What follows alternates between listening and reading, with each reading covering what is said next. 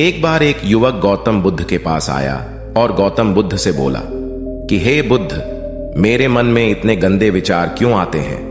मैं नहीं चाहता कि मेरे मन में गंदे विचार आए, पर मेरे मन में हमेशा काम वासना के विचार चलते रहते हैं और मैं इनके बारे में सोच सोच कर बहुत परेशान हूं। मेरी ऊर्जा और समय यह सब सोचने में ही नष्ट हो जाती है और इन सब के विचारों की वजह से मैं कभी भी शांत नहीं रह पाता और मैं हमेशा ही स्त्रियों को देखकर मोहित हो जाता हूं। इन विचारों को अपने आप को रोक ही नहीं पाता।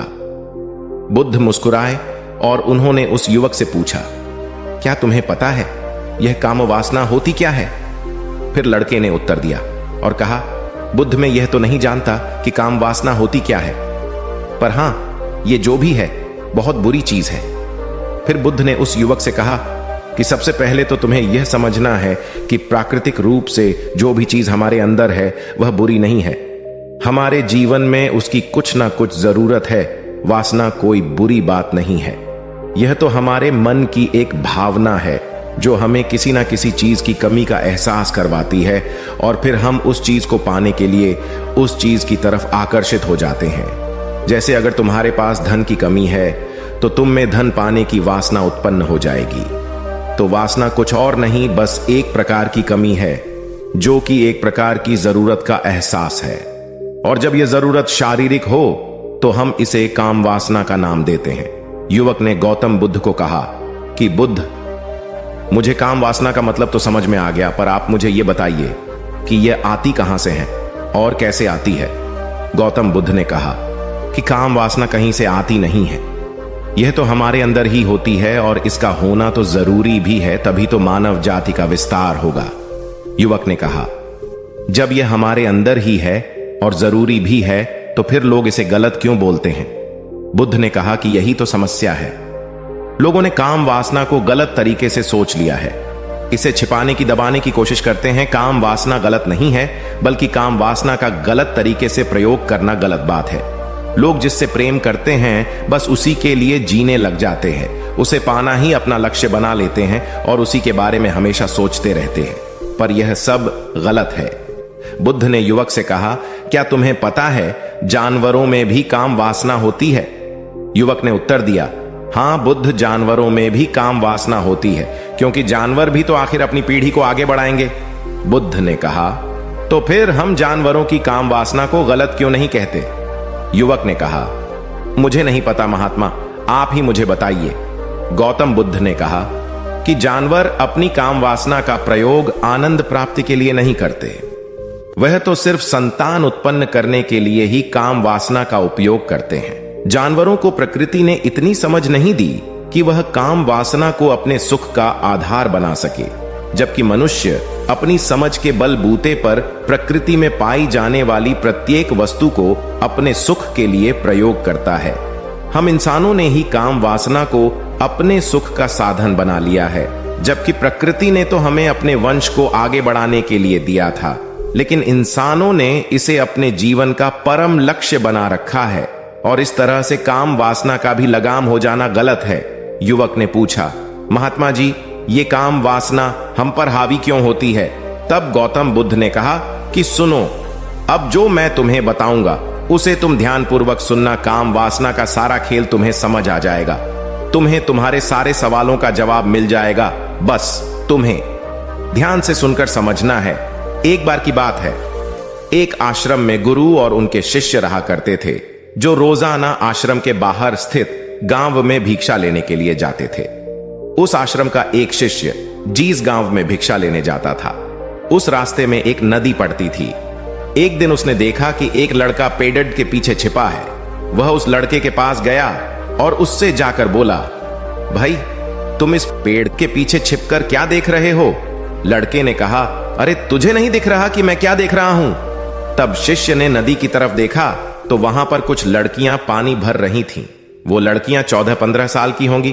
तब उसने उस लड़के से कहा, अरे भाई, वहां पर तो लड़कियां पानी भर रही है, इसमें छिप कर देखने वाली क्या बात है? तब वो लड़का शिष्य की तरफ देखकर उससे कहता है, अरे पागल, तुम्हें दिखाई नहीं दे रहा कि कैसे यह परियां नदी से पानी निकाल रही है? जरा उनकी अदाओं को तो देखो, उनके कोमल शरीर को देखो, उनकी पतली कमर को देखो, और उनके बाल उनकी कमर पर कैसे लहरा रहे हैं, मानो सुंदरता बिखरी पड़ी हो। शिष्य ने फिर नदी की तरफ देखा और इस बार वह इससे देखता ही चला गया। उसे किसी भी बात का कोई डर नहीं था, लेकिन अब वो छिपने लगा और उन लड़कियों को देखने लगा।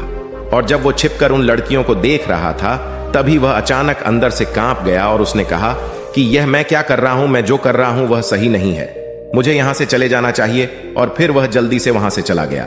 वो आश्रम पहुंच जाता है। आश्रम जाकर वो अपने कार्यों में लग गया, लेकिन जो अब भी वह देख कर आया था वहीं उसकी आंखों के सामने बार बार आ रहा था। उसके मन में वही दृश्य चल रहा था। उसके मन में वही सब कुछ देखने के लिए लड़ाई हो रही थी। उसका किसी भी काम में मन नहीं लग रहा था। सुबह होते ही वह रोज जल्दी ही भिक्षा के लिए आश्रम से निकल जाता और उस नदी के पास वाले पेड़ के पास जाता, और जहां पर वह लड़का पहले से मौजूद रहता था, उस लड़के के साथ मिलकर लड़कियों को छुप छुप कर देखता था। अब वह रोज ऐसा करने लग गया। यह उसके रोज का काम हो गया। अब उस शिष्य का मन किसी भी काम में नहीं लगता था। वो हमेशा ही किसी ना किसी प्रकार के विचार में उलझा रहता। वो आश्रम के कार्यों को भी ठीक ढंग से नहीं कर रहा था। न वो ठीक से सो पाता था और न वो ठीक से खाना खा पाता था। उसका मन बेचैन सा रहता था।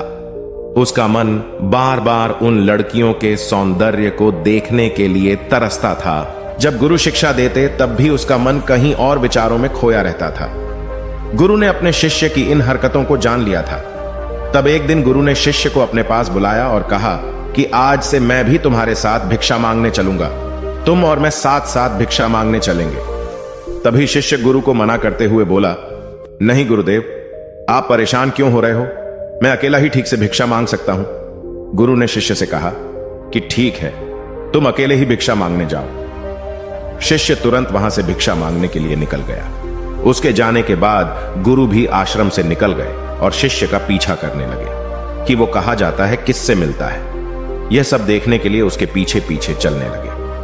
थोड़ी दूर जाने के बाद गुरु ने देखा कि उनका शिष्य एक लड़के के साथ एक पेड़ के पीछे अपराधी की तरह छिपा हुआ है और छिपकर कुछ देख रहा था। गुरु भी अपने शिष्य के पीछे जाकर खड़े हो गए कि आखिर उनका शिष्य क्या देख रहा है, जिसे देखने के लिए वो पेड़ के पीछे अपराधियों की तरह छिपा पड़ा है। गुरु ने देखा कि उनका शिष्य पेड़ के पीछे छुपकर लड़कियों को देख रहा था जो कि नदी से पानी भर रही थी। तभी गुरु ने शिष्य को कहा कि तुम क्या देख रहे हो? अपने गुरु की आवाज सुनकर वह शिष्य घबरा गया और उसके पसीने छूटने लगे। वह थर थर कांपने लगा, जैसे किसी चोर को चोरी करते समय रंगे हाथों पकड़ लिया हो। उसकी हालत खराब हो गई। वो कुछ भी नहीं बोल रहा था। उसके मुंह से कुछ टूटे फूटे शब्द भी बाहर निकल रहे थे। वो अपने गुरु से नजर भी नहीं मिला पा रहा था। गुरु ने शिष्य की तरफ देखा और कहा कि मेरा शिष्य तो निडर था, उसे तो किसी भी चीज का डर नहीं था, लेकिन यह क्या तुम तो डर के मारे कांप रहे हो? शिष्य ने गुरु से कहा कि मुझे माफ कर दो गुरुदेव, मेरा इसमें कोई दोष नहीं है। उस लड़के ने मुझे बहका दिया था, लेकिन आपसे मैं वादा करता हूं कि आज के बाद मैं ऐसा कभी दोबारा नहीं करूंगा। मुझे माफ कर दो गुरुदेव। गुरु ने शिष्य से कहा कि कोई बात नहीं, पर इस बात का तुम ध्यान रखना कि हम जैसी संगति करते हैं वैसा ही फल हमें प्राप्त होता है। उसके विचार हमारे अंदर प्रवेश करते हैं, इसीलिए अच्छी संगति करो जिससे तुम्हारे अंदर अच्छे विचारों का प्रवेश हो। फिर गुरु और शिष्य आश्रम लौट आए और फिर से आश्रम के कार्यों पर ध्यान देने लगे। उसने उस रास्ते को छोड़ दिया और दूसरे रास्ते से जाने लगा। वो अपने काम को ध्यान से करता, लेकिन धीरे धीरे उसके अंदर क्रोध उत्पन्न हो गया और फिर वो दूसरों पर क्रोध करने लगा और बेचैन रहने लग गया। अब वो सही समय पर भोजन भी नहीं करता था। वो भोजन भी बहुत कम खाता था। एक रात गुरु शिष्य के पास आए और उसे बोले कि अब तक तुमने कितनी बार अपना वादा तोड़ दिया। यह सुनकर शिष्य अपने गुरु के चरणों में गिर गया और रोने लगा। रोते रोते ही उसने गुरु से कहा कि गुरुदेव, मैं कई बार अपना वादा तोड़ चुका हूं, फिर वादा कर लेता हूं, लेकिन हर बार मैं वादा तोड़ देता हूं। मेरा मन मेरे नियंत्रण में है ही नहीं। मैं बहुत कोशिश करता हूं कि मैं अपने मन से सारे बुरे विचारों को निकाल डालूं, लेकिन मैं चाहकर भी ऐसा नहीं कर पा रहा हूं। फिर गुरु ने शिष्य को कहा कि चलो मेरे साथ। गुरु शिष्य को आश्रम के बगीचे में लेकर गए और शिष्य से कहा कि देखो, यहां पर कुछ नालियां बनी हुई है। जिससे नदी का पानी इन पौधों तक आ रहा है और यह पानी एक निरंतर भाव से बह रहा है। क्या तुम इस पानी के बहाव को रोक सकते हो? शिष्य ने कहा कि हां गुरुदेव, मैं इस बहाव को रोक सकता हूं। फिर शिष्य ने मिट्टी उठाकर उस नाली में डाल दी। वो पानी थोड़ी देर के लिए रुक गया और फिर थोड़ी देर बाद उस मिट्टी के ऊपर से पानी बह गया। गुरु ने शिष्य से कहा, अरे ये क्या, ये तो पानी रुका ही नहीं। फिर शिष्य ने कुछ कंकड़ पत्थर उठाकर उस नाली में डाल दिए और फिर थोड़ी देर के लिए पानी रुक गया। लेकिन फिर थोड़ी देर बाद ही उन कंकड़ पत्थर के ऊपर से पानी निकल आया। फिर गुरु ने कहा कि यह क्या हुआ, पानी तो फिर से बह गया। तुम तो बोल रहे थे कि तुम इसे रोक दोगे। क्या हम किसी काम को रोकना चाहे तो क्या हम उसे रोक नहीं सकते? तब शिष्य ने कहा, कोई बात नहीं गुरुदेव, मैं इस पानी को तो आपको रोक के दिखाऊंगा। वह फिर से एक बड़ा सा पत्थर लेकर आया और उसे नाली पर डाल दिया और पानी रुक गया। तब गुरु से कहा कि देखा गुरुदेव, मैंने कहा था ना कि पानी को मैं रोक दूंगा। मैंने पानी को रोक दिखाया। आपकी बात मैंने पूरी कर दी। गुरु मुस्कुराए और बोले, अच्छा जरा ध्यान से देखो, पानी रुक गया। क्या वो तो पीछे की नाली तोड़कर बाहर आ गया और अगल बगल से बह रहा है, और ध्यान से देखो इस पत्थर को आगे भी आ गया और ये पानी अपना रास्ता बदलकर फिर से आगे की तरफ बह जाएगा। और फिर थोड़ी देर बाद ऐसा ही हुआ। फिर गुरु ने शिष्य को समझाया कि तुम्हारे साथ भी तो ऐसा ही चल रहा है। तुम बार बार प्रयास कर रहे हो, बड़े से बड़ा प्रयास कर रहे हो, पर हर बार तुम्हारा प्रयास टूट रहा है और यह हमेशा टूटता ही रहेगा। तुम कितना भी बड़ा पत्थर रख लो, लेकिन पानी तो अपना रास्ता बना ही लेगा। यह सब देखकर गुरु से कहा कि हे गुरुदेव, क्या कोई तरीका नहीं है जिससे मैं गंदे विचारों से बाहर निकल सकूं और यह मेरे मन में आए ही नहीं? गुरु शिष्य को एक नदी के पास ले गए जहां से उस बगीचे में पानी आ रहा था। गुरु ने शिष्य से कहा, वो पानी इसी नदी से जा रहा है। अगर हम यहीं से उस रास्ते को बंद कर दें जहां से पानी बगीचे में जा रहा है, अब क्या हम पानी को रोक नहीं सकते? शिष्य ने कहा कि हां गुरुदेव, अवश्य ऐसा हो सकता है। मैं इस पानी को यहीं से बंद कर देता हूं, तब आगे की नाली में पानी जाएगा ही नहीं और फिर बगीचे में पानी जाएगा ही नहीं। फिर से नदी से जाने वाले रास्ते को बहुत मेहनत करके पत्थर और मिट्टी डाल डालकर बंद कर दिया और गुरु से कहा कि गुरुदेव, मैंने पानी को बंद कर दिया है, अब यह पानी बगीचे में जाएगा ही नहीं। तब गुरु ने कहा कि अगर पानी बगीचे में नहीं जाएगा तो पेड़ पौधों को पानी कहां से मिलेगा? उन पेड़ पौधों को तो पानी की आवश्यकता है, और उन पेड़ पौधों में कुछ पेड़ पौधे तो ऐसे हैं जिनको रोज पानी की आवश्यकता है। वह तो मुरझाकर मर ही जाएंगे। उनका क्या होगा? पानी तो हमें खोलना ही होगा। शिष्य ने गुरु की बात सुनकर वापस नदी से जाने वाले पानी का रास्ता खोल दिया। तब गुरु ने शिष्य से पूछा कि अगर हम इस नदी के पूरे पानी को बगीचे की तरफ मोड़ दे तो क्या होगा? तब शिष्य ने जवाब दिया कि गुरुदेव, वहां पर जितने भी पेड़ पौधे हैं वो गलकर नष्ट हो जाएंगे, वहां पर कुछ नहीं बचेगा। फिर गुरु मुस्कुराए और बोले, तुम इस बात को समझो कि हमें किसी भी चीज को रोकना नहीं है, बस हमें हमेशा संतुलन बनाए रखना है। कम पानी से भी पौधे नष्ट होते हैं और ज्यादा पानी से भी पौधे नष्ट होते हैं। हमारा जीवन संतुलन से ही चलता है। गुरु ने शिष्य से कहा कि अगर मैं तुम्हें कहूं कि तुम आम के बारे में मत सोचो तो तुम्हारे मन में सबसे पहले किसका चित्र आएगा? शिष्य ने कहा कि गुरुदेव, मेरे मन में तो पहला चित्र आम का ही आएगा। गुरु ने कहा कि जब हम गंदे विचारों को जबरदस्ती रोकने का प्रयास करते हैं तो वह और मजबूती के साथ हमारे अंदर प्रवेश करते हैं और ज्यादा हमारे अंदर उठते हैं। इसीलिए हमें उन्हें कभी भी दबाने की कोशिश नहीं करनी चाहिए। फिर गुरु ने शिष्य को जाते हुए कहा कि हमारे गंदे विचार बुरे लोगों की संगति करने की वजह से भी आते हैं। कई बार क्या होता है कि कामुकता हमारे अंदर होती नहीं है, लेकिन कुछ अश्लील लोगों के साथ रहने की वजह से यह हमारे अंदर हावी हो जाती है। फिर शिष्य ने कहा कि गुरुदेव, आप सही कह रहे हैं, मैं अपने मार्ग से भटक गया था। फिर वो शिष्य उस रात बहुत ही चैन की नींद सोया। सुबह अपने कार्यों को पूरे मन से किया और फिर सुबह वो भिक्षा लेने के लिए उसी रास्ते से गया जहां वह लड़का आज भी पेड़ के पीछे छुपकर उन लड़कियों को देख रहा था। वो शिष्य नदी पर गया जहां वह लड़कियां पानी भर रही थीं। उसने उन लड़कियों से पानी मांगा। उन लड़कियों में से एक लड़की ने उसे पानी पिलाया और उस सन्यासी शिष्य के चरण छुए। शिष्य ने उसे आशीर्वाद दिया कि तुम्हारा कल्याण हो। उसका मन सकारात्मक ऊर्जा से भर गया। उसके चेहरे पर मुस्कान आ गई थी, जैसे कि उसे कुछ खोया हुआ वापस मिल गया हो। वह वापस अपने रास्ते से जाने लगा। तभी पीछे से वह लड़का आ गया जो पेड़ के पीछे छुपा हुआ था। वह शिष्य के पास आया और बोला कि क्या बात है, आज तो तुमने नजदीक से दर्शन कर लिए, तुम तो मुझसे भी आगे निकले।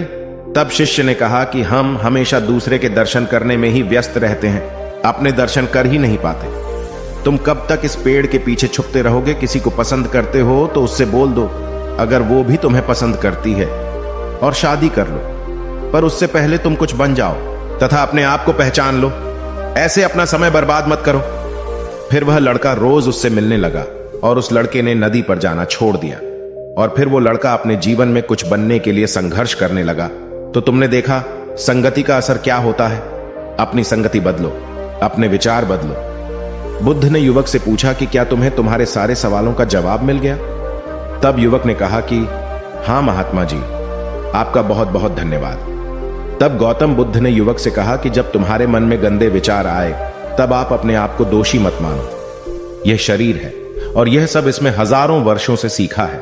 यह केवल तुम्हारे सोच लेने से, शपथ लेने से यह टूटने वाला नहीं है, लेकिन तुम्हारे पास वो शक्ति है और वो ऊर्जा है जिसका तुम्हें संतुलन बनाए रखने के लिए उपयोग करना है। तुम एक जीवित ऊर्जा हो जो कुछ भी अनुभव करने के लिए स्वतंत्र हो, जो कुछ निर्माण करने के लिए स्वतंत्र हैं। इसीलिए तुम अपने आप को पहचानो। दोस्तों, आपको यह कहानी कैसी लगी हमें कमेंट करके जरूर बताना, और ऐसी ही और कहानियों के लिए सब्सक्राइब का बटन